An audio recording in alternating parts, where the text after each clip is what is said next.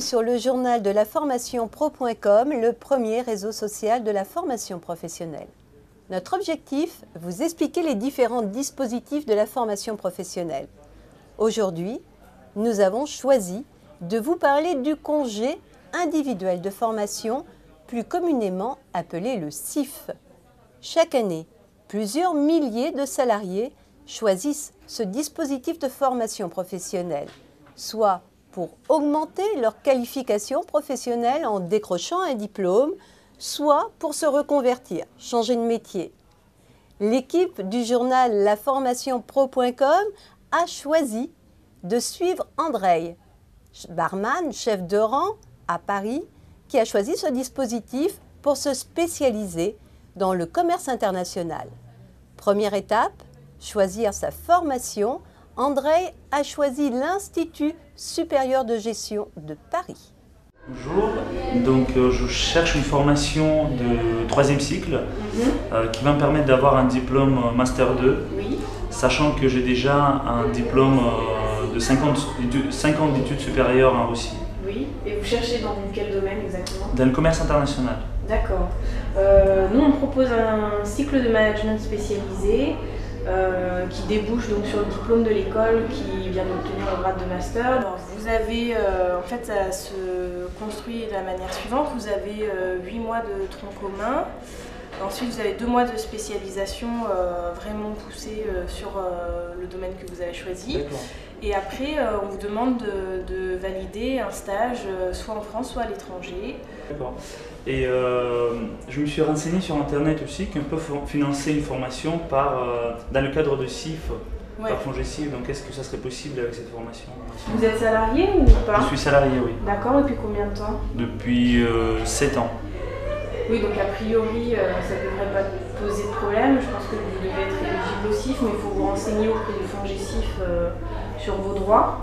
Vous connaissez le FONGECIF? Je connais, oui. Je connais quand j'ai regardé sur Internet. D'accord.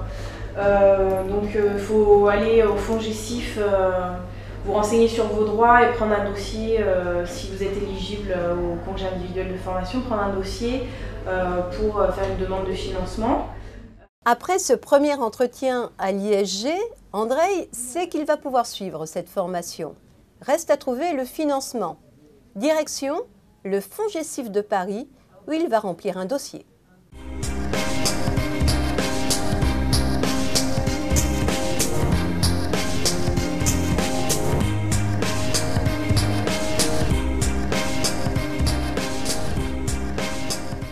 Donc ce que je voudrais savoir maintenant, c'est si vous avez un projet professionnel. Oui, j'ai un projet. Sachant que la restauration, c'est pas mon métier d'origine, j'aimerais me reconvertir et travailler dans le commerce international. D'accord. Alors, est-ce que vous avez trouvé une formation? Oui, j'ai trouvé une formation à l'ISG, c'est une école de commerce, Institut supérieur de gestion. Vous êtes déjà bien avancé dans l'élaboration de votre projet. Je vous encourage à participer ici à l'atelier projet qu'on organise ici 3 fois par semaine, qui est animé par un conseiller en parcours professionnel du FONGECIF et qui pourrait vous permettre, avant de déposer votre dossier au FONGECIF, de vérifier que votre projet professionnel est réalisable, qu'il est cohérent, de manière à optimiser vos chances d'obtenir un financement de notre part. Et donc concrètement, qu'est-ce que je dois faire? Je dois déposer un dossier? Quels sont des délais de Absolument, dossier? vous avez un dossier à constituer, mais avant ça, il vous faut obtenir l'autorisation d'absence de votre employeur, que vous devez lui formuler par courrier, recommandé, 4 mois avant le début de la formation. Lui, il a 30 jours pour vous répondre et il a la possibilité de reporter votre congé individuel de formation. Une fois que vous avez obtenu votre autorisation d'absence, là vous avez un dossier à constituer, un dossier en 3 parties, à faire remplir donc par votre employeur, l'organisme de formation et vous-même, et à nous déposer ici 3 mois avant le début de la formation. 3 mois avant le début? Oui. Ok. Et nous, on s'engage à vous répondre au plus tard, 1 mois et demi, avant le départ en formation. D'accord. En sortant de son entretien au FONGECIF Île-de-France, Andrei sait maintenant quelles sont les pièces à réunir pour constituer son dossier. Reste maintenant à avertir son employeur et à lui demander une permission d'absence. Bonjour monsieur Lemoy, je voulais vous parler de ma décision que j'ai prise il y a quelque temps. J'aimerais changer de métier. Pour cela, il va falloir que je fasse une formation. Et je vais faire cette formation dans le cadre de CIF, projet de formation. Ce qui veut dire que je vais arrêter de travailler ici, mais pour cela, j'aurai besoin de votre accord, puisque le projet de formation qui est financé par FONGECIF nécessite de votre accord.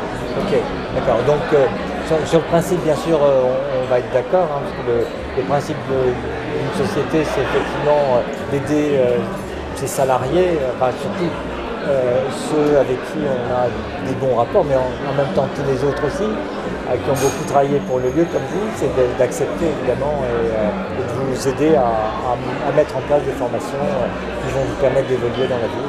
Donc sur le principe, oui, je dis, voilà, sur le principe, oui, il y a un barman qui va nous manquer, mais voilà, je vous souhaite voilà, une bonne formation et un changement d'orientation pour vous. Voilà. Merci. Voilà, tout s'est bien passé. L'employeur d'Andrei a accepté sa demande de congé, mais cela ne va pas empêcher Andrei d'envoyer une demande par écrit. Maintenant que sa formation est elle aussi validée, il va falloir remplir le dossier FONGECIF ou au passif. Et là, attention, il est en 3 parties. Une première partie à faire remplir par l'employeur, une seconde partie à remplir par vous-même et une troisième partie à faire remplir par votre centre de formation. Vous voyez, le CIF, c'est facile.